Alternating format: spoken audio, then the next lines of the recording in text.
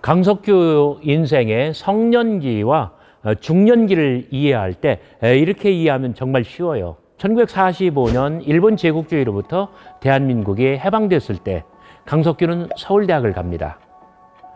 그리고 5년 후에 무슨 사건이 일어나죠? 전쟁. 6.25 전쟁. 그러면은 강석규는 서울대학을 거의 졸업했죠. 이미 졸업했죠. 그리고 서울대를 졸업하자마자 대한민국에는 6.25 전쟁이 일어나요. 아이고야. 그런데 강석규는 어디에 정착하냐면 대전에 정착을 해요. 강석규가 어떤 중년기에 이르러 대학을 졸업하고 6.25가 터졌을 때에 강석규가 왜 대전에 정착했을까요? 저는 두 가지 이유가 있다고 생각을 합니다. 그 첫째는 뭐냐면 고향이 논산이잖아요. 대전은 논산에서 굉장히 가까운 도시예요. 그것이 첫 번째 이유고요. 두 번째 이유는 6.25 때 이 중공군, 북한군이 막 내려오니까 임시정부가 남하하여 대전에 자리를 잡아요. 그러면서 강석규도 대전에 자리를 잡고 이제 뿌리를 내리기 시작합니다. 강석규는 인생이 계속 발전하였습니다. 아주 6명이 죽고 6명이 살던 그 가난, 지독한 가난. 그러나 목표를 세웠고 노력하였고 투쟁하여서 초등학교 4학년까지 가르칠 수 있는 교사 자격증을 얻고 그 다음에 2종 자격증을 얻어서 초등학교 6학년까지 가르칠 수 있고 그 다음에 중학교, 고등학교 가르칠 수 있는 그런 교사 자격증을 얻고 그리고 서울대학을 졸업한 다음에 대전에 정착하면서 충남대학교 공과대학 교수가 됩니다. 한편으로는 교수 생활을 해요. 그런데 강석규의 가정은 아버지와 어머니, 부친과 모친은 논산에서 대전으로 나와서 대전 변두리에서 고물상을 하게 됩니다. 그때의 사진이 있는데요. 이렇게 큰 아주 누렁 소가 나오고요. 달구지를 끌고 있고요. 그리고 각종 고물을 모아서 여기다 모아놓고 또 판매를 하고 정말 정겨운 사진인데 마치 이중섭의 이 어떤 서귀포 가는 날 그런 작품을 연상케 할 만큼 그렇게 아주 정겨운 사진입니다. 오전에는 충남대학교 물리과에서 강의하고 교수 생활을 하는 것이죠. 그리고 오후에 귀가해서는 아버지의 고물상 일을 돕고 이것이 강석규의 대전에서 삶의 어떤 일상입니다. 그러던 어느 날 강석규는 도지사를 충청남도 도지사를 찾아갑니다. 실험기구를 사주시오. 돈이 없습니다.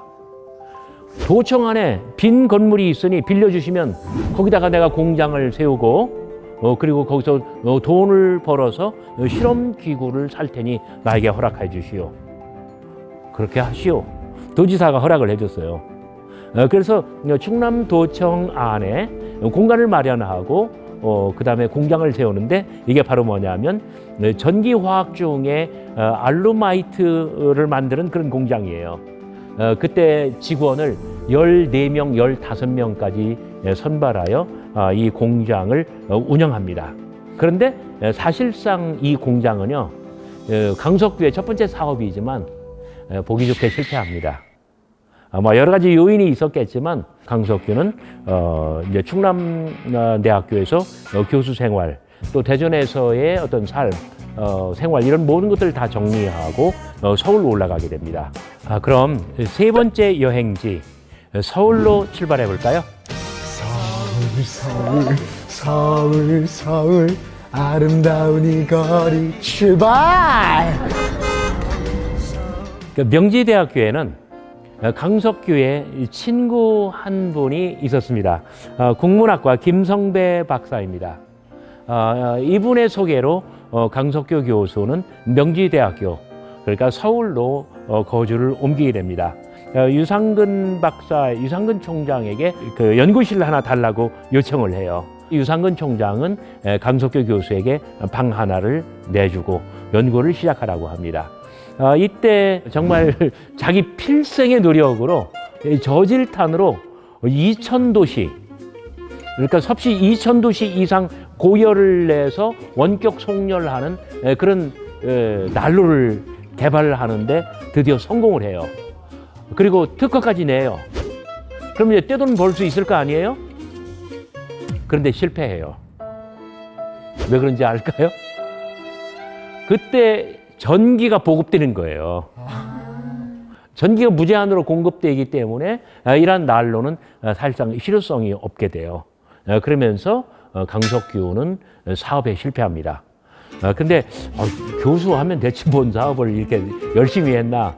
우리가 이제 궁금하기는 하지만 대체적으로 강석규는 이런 식으로 대략 4번 정도 강석규는 사업을 시도했고 그리고 4번 다 실패를 하게 됩니다. 그러던 어느 날 1969년이었습니다. 교육부에는 친구가 있었어요. 그때 굉장히 좋은 아이디어를 하나를 줘요. 정보를 줘요. 뭐냐면 교육부가 평준화 사업으로 서울부터 시작해서 이 중학교 인허가를 쉽게 내준다는 거예요.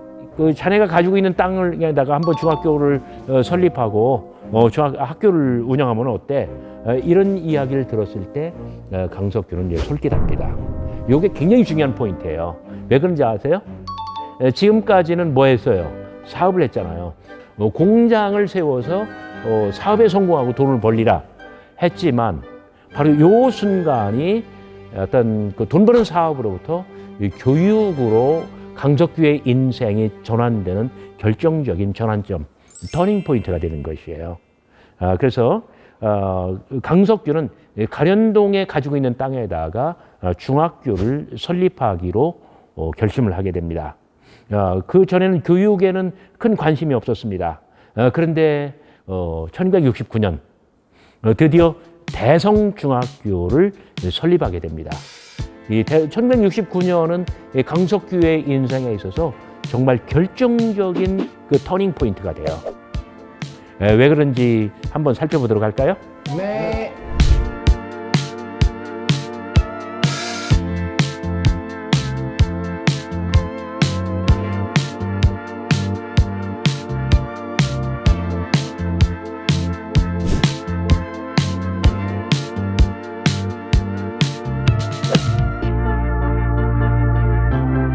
아, 1969년 강석규는 가련동에 대성중학교를 설립하게 되는데 이것은 강석규의 생애에 어떤 결정적인 전환점을 이룩하게 됩니다.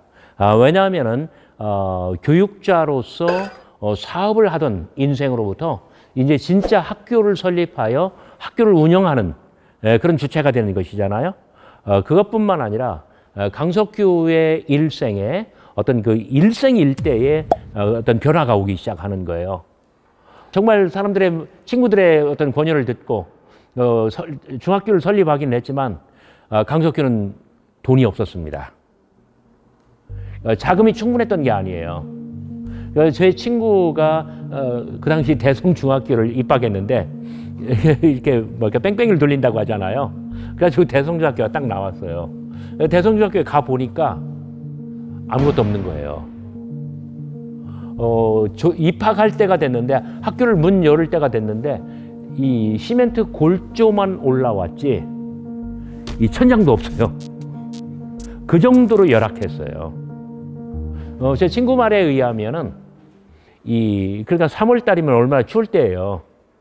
그러니까 이 진흙 그 가련동 그 산빛 아래 걸어가면은 진흙 속에 발이 빠지는데 발목까지 깊숙이 빠졌대요.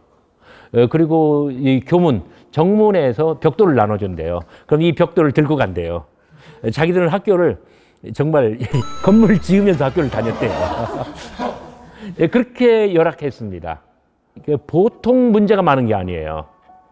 그런 면에서 강석규는 갑작스럽게 중학교 설립을 결정하고 시행에 옮겼지만 그러나 자금력도 충분치 않은 상태에서 각종 모든 분야에서 모든 종류의 문제들이 다 터져나오고 학교 선생님들을 다 모아서 교사를 하도록 했지만 선생님들이 또 고소를 하고 그러면서 강석규의 인생은 정말 사면초가 그리고 나중에 강석규는 자살 충동을 3번 느꼈다고 하는데 아마 이때가 가장 심했을 것 같아요. 정말 인생의 패배자가 된 것 같이 어려운 시절을 살게 돼요. 그때 또 한 가지의 갈등이 뭐였냐면은 부부, 가정에서의 일이에요. 여러분, 박은혜 여사가 종교가 뭐라고요? 기독교. 근데 강석규 본인은 뭐냐면 유교예요. 아주 조상 대대로 내려온 아주 보수적인 유교 전통. 그러니까 이 강석규는 이 부인의 종교를 인정을 안 해요. 일요일, 주일이 되어서 부인이 박은혜 여사가 교회라도 가려고 하면은 강석규는 막 이제 꼬장을 부리는 거예요. 술상을 차려오라고. 그렇게 해서 교회를 못 가게 만들어요. 이런 어떤 가정 내의 종교 간의 갈등도 굉장히 무시 못할 하나의 중요한 요인이었습니다. 그런데 강석규는 어떤 인생의 모든 면에서 어떤 뭐랄까요, 막장에 도달한 거예요. 돌파구를 찾을 수가 없어요. 법적으로 시비가 걸리고 중학교는 막 모든 문제로 가득하고 그러면서 강석규는 마치 몽유병 환자처럼 여기저기 정처 없이 걸어가고 아무 생각 없이 막 그냥 걸어 다니는 거예요. 그러다가 이 무학대를 넘어서 서대문을 걸어가는데 불 켜진 예배당 하나를 발견합니다. 무엇에 이끌렸는지 강석규는 그 예배당으로 들어가요. 그게 이 서대문 순복음 중앙교회였습니다. 그때 마침 목사님의 설교가 막 시작됐었는데요. 말이 엄청나게 빠릅니다. 여러분 아십니까? 막 이렇게 설교를 하셨어요. 말이 굉장히 빨라요. 경상도 액센트에. 아주 이 강석규가 듣기에는 대단히 생소한 어떤 기독교적인 용어로 가득합니다. 그런데 아무리 알아들으려고만 해도 반밖에 못 알아듣겠어요. 이 정도로 말이 빠르고 어휘는 생소하고 경상도 액센트는 강하고 그런데도 반밖에 못 알아듣는데 그 반, 알아들을 수 있는 반이 마음에 와 닿았다는 거예요. 왜? 강석규의 인생은 아주 곤고했잖아요. 정말 피곤하고 인생 자체가 막다른 골목에 도달했잖아요. 그러니까 그 설교의 말씀이 정말 쏙쏙 들어오는 거예요. 반밖에 못 알아듣지만. 예배가 끝났습니다. 그냥 강석규는 자리에서 일어날 수가 없었어요. 그랬더니 설교하신 목사님이 강석규에게 찾아옵니다. 강석규는 자신의 이야기를 털어놓고 말하기 시작합니다. 자기의 인생이 얼마나 곤고한지, 자기의 인생이 얼마나 막다른 골목에 도달했는지. 그때 설교하신 목사님도 강석규에게 다가와서 자기의 이야기를 들려줍니다. 천막교회를 개척한 일, 그 다음에 고난의 길을 겪었었던 그런 일. 강석규는 젊은 목사와 자신이 너무나 닮았다고 그렇게 생각합니다. 그리고 하나님께서 도움을 절실하게 받기 원하는 자들에게 도움을 주실 수 있다는 어떤 희망적인 말씀을 듣고 가슴에 손을 얹고 기도를 합니다. 그때 강석규는 정말 큰 위로를 받고 큰 은혜를 체험합니다. 예배가 끝나고 나올 때는 예배당에 무엇인가에 이끌려서 혼이 빠진 사람처럼 들어갔지만 나올 때는 뭔가 마음속에 큰 위로와 이 뿌듯함을 가득 안고 희망을 안고 나오게 됩니다. 강석규는 정말 이제 인생의 위기를 극복할 수 있는 막연하지만 새로운 힘을 느끼게 됩니다. 순복음교회, 경상도 액센트, 말이 빠릅니다. 성격도 급합니다. 여러분 누군지 알 수 있을 것 같아요? 어느 목사님인지? 조용기 목사님. 맞았습니다. 조용기 목사님입니다. 때가 몇 년도라고요? 1969년. 대성중학교를 건립한 해. 강석규의 인생이 이때 완전히 변하는 거예요. 그때 조용기 목사님과 맺은 연이 일평생 가요. 강석규는 단 한 번도 교회를 바꾼 일이 없고요. 강석규는 단 한 번도 담임 목사가 바뀐 적이 없어요. 그때부터 강석규 명예총장님이 돌아가실 때까지 강석규의 가슴속에 목사님, 세상에서 제일 훌륭하시고 가장 위대하신 목사님은 조용기 목사님 딱 한 분이셨어요. 그러면서 강석규의 집안이 기독교로 완전히 개종하게 되는데 이때가 몇 년도라고요? 69년. 1969년도 그 다음에 대성중학교의 설립 시기.